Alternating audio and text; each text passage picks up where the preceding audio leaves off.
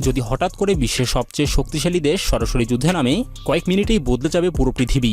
শুরু হবে এমন এক যুদ্ধ যার শেষ কেউ জানে না। প্রথমে সবকিছু খুব দ্রুত ঘটবে, সিদ্ধান্ত নেওয়ার সময় থাকবে না, আলোচনা করার সুযোগ থাকবে না। একটি ছোট সংঘর্ষ, একটি ভুল সিদ্ধান্ত, আর সেটাই হয়ে উঠতে পারে পূর্ণাঙ্গ যুদ্ধের সূচনা।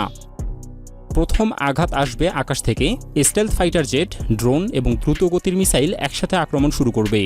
লক্ষ্য থাকবে শত্রুর রাডার, এয়ারবেস এবং প্রতিরক্ষা ব্যবস্থা। যে দেশ প্রথমেই আকাশের নিয়ন্ত্রণ নিতে পারবে সে যুদ্ধের শুরুতেই বড় সুবিধা পেয়ে যাবে।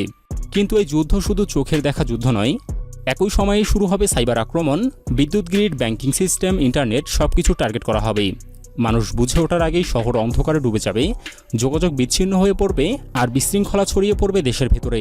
এখন যুদ্ধ শুধু সীমান্তে সীমাবদ্ধ থাকে না, এটি পৌঁছে যাবে সাধারণ মানুষের জীবনে। প্রতিদিনের স্বাভাবিক জীবন মুহূর্তেই অচল হয়ে যাবে। এরপর শুরু হবে সমুদ্রের লড়াই। বিশাল যুদ্ধজাহাজ, সাবমেরিন এবং মিসাইল সিস্টেম একে অপরকে টার্গেট করবে। বিশ্ব বাণিজ্যের প্রধান রুটগুলো হঠাৎ করেই বন্ধ হয়ে যেতে পারে। তেল, খাদ্য এবং প্রয়োজনীয় পণ্যের সরবরাহ কমে যাবে, যার প্রভাব পড়বে পুরো পৃথিবীতে। এই যুদ্ধ তখন আর দুই দেশের মধ্যে সীমাবদ্ধ থাকবে না, এটি ধীরে ধীরে বৈশ্বিক অর্থনীতিকে নাড়িয়ে দেবে। বাজারে অস্থিরতা তৈরি হবে এবং অনেক দেশ সরাসরি ক্ষতিগ্রস্ত হবে।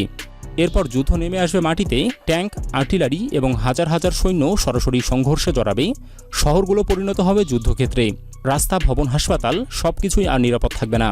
এই পর্যায়ে ক্ষয়ক্ষতি দ্রুত বাড়তে শুরু করবে, মানবিক সংকট তৈরি হবে, লাখ লাখ মানুষ বাস্তুচ্যুত হবে এবং যুদ্ধের ভয়াবহতা আরও স্পষ্ট হয়ে উঠবে। কিন্তু সবকিছুর মাঝেও সবচেয়ে বড় ভয় এখনও সামনে আসেনি, সেটি হলো পারমাণবিক অস্ত্র। যদি কোনো এক পক্ষ চাপে পড়ে এই অস্ত্র ব্যবহার করে, তাহলে যুদ্ধ আর সীমাবদ্ধ থাকবে না। একটি শহর মুহূর্তের মধ্যে ধ্বংস হয়ে যাবে। লক্ষ লক্ষ মানুষ কয়েক সেকেন্ডেই মারা যেতে পারে। এর প্রভাব শুধু ওই জায়গায় থেমে থাকবে না, রেডিয়েশন ছড়িয়ে পড়বে, পরিবেশ ক্ষতিগ্রস্ত হবে এবং এর প্রভাব বহু বছর ধরে মানব জীবনে বিরূপ প্রভাব ফেলবে। এখন আবার মূল প্রশ্নে ফিরে আসা যাক, এই যুদ্ধে কে জিতবে?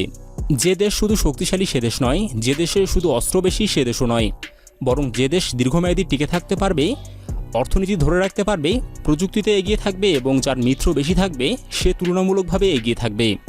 কিন্তু পুরোপুরি জয় তা প্রায় অসম্ভব, কারণ যুদ্ধ যত দীর্ঘ হবে দুই পক্ষ ততই বেশি ক্ষতিগ্রস্ত হবে। অর্থনীতি ধ্বংস হবে, অবকাঠামো ভেঙে পড়বে এবং সাধারণ মানুষ সবচেয়ে বেশি কষ্ট পাবে। এখন আরেকটি গুরুত্বপূর্ণ বাস্তবতা হলো, এই যুদ্ধ কখনোই শুধু দুই দেশের মধ্যে সীমাবদ্ধ থাকবে না। মিত্র দেশগুলো জড়িয়ে পড়বে এবং খুব দ্রুত এটি একটি বৈশ্বিক সংঘাতে রূপ নিতে পারে।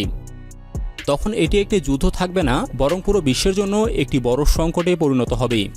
সবশেষে একটি কঠিন সত্য সামনে আসে, আধুনিক যুদ্ধ এমন এক পর্যায়ে পৌঁছেছে যেখানে জয় মানেই ধ্বংস আর পরাজয় মানেই শেষ। এর কারণেই বড় শক্তিগুলো সরাসরি যুদ্ধ এড়িয়ে চলে, কারণ তারা জানে এই যুদ্ধ শুরু করা যত সহজ, শেষ করা ততটাই অসম্ভব।